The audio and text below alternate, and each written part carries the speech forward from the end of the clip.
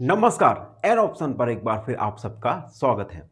मित्रों, एक्सरसाइज 1.1 के ओवरव्यू में हमने जाना कि सेट क्या होते हैं और हम किस प्रकार से सेट को रिप्रेजेंट कर सकते हैं।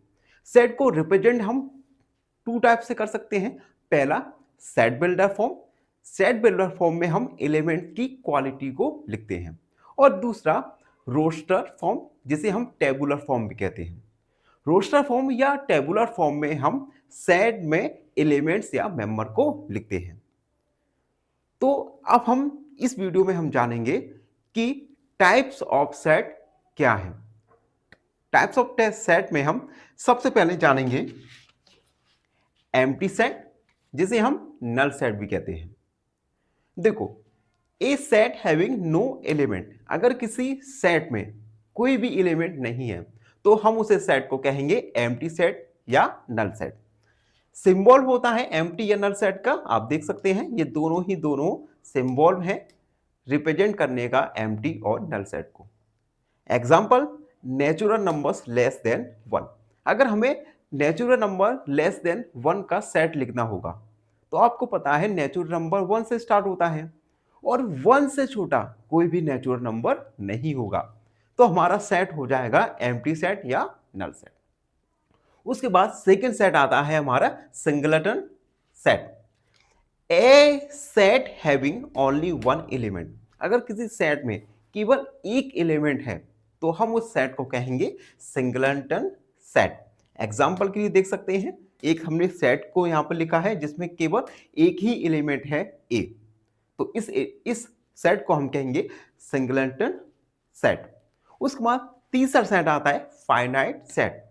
ए सेट हैविंग लिमिटेड एलिमेंट्स, अगर किसी सेट में लिमिटेड एलिमेंट्स या मेंबर हैं, लिमिटेड एलिमेंट्स या मेंबर हैं, या हम यूं कहें तो हम यूं कहें कि हम अगर किसी सेट में एलिमेंट्स को काउंट कर सके तो हम उस सेट को कहेंगे finite set.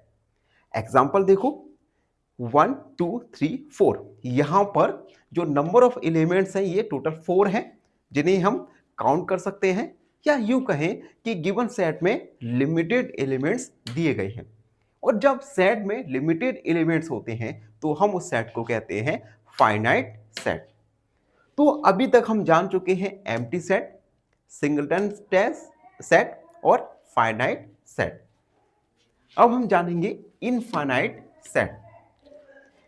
A set having unlimited elements, अगर किसी सेट में अनलिमिटेड एलिमेंट्स हैं तो हम उस सेट को कहेंगे इनफाइनाइट सेट। एग्जांपल देखो, यहां पे नेचुरल नंबर्स दिए गए हैं 1 2 3 4 5 से लेकर इनफाइनाइट तक। ठीक है, तो जब एलिमेंट्स इनफाइनाइट हो तो हम उस सेट को कहेंगे इनफाइनाइट सेट। ठीक है, उसके बाद फिफ्थ आता है हमारा इक्वल सेट्स। देखो, टू सेट्स इक्वल सेट्स जब होंगे जब they have contain exactly same elements, जब उन दोनों सेट्स में एलिमेंट्स एग्जैक्टली सेम होंगे। एग्जांपल देखो समझो, सेट ए में 1 2 3 एलिमेंट्स हैं, सेट बी में 3 2 1 एलिमेंट्स हैं।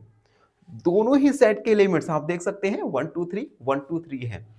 जब दोनों सेट के एलिमेंट्स सेम हो, एग्जैक्टली सेम हो, तब हम उस सेट को कहेंगे इक्वल सेट। तो हम कहेंगे ए इक्वल बी। उसके बाद 6, इक्विवेलेंट सेट।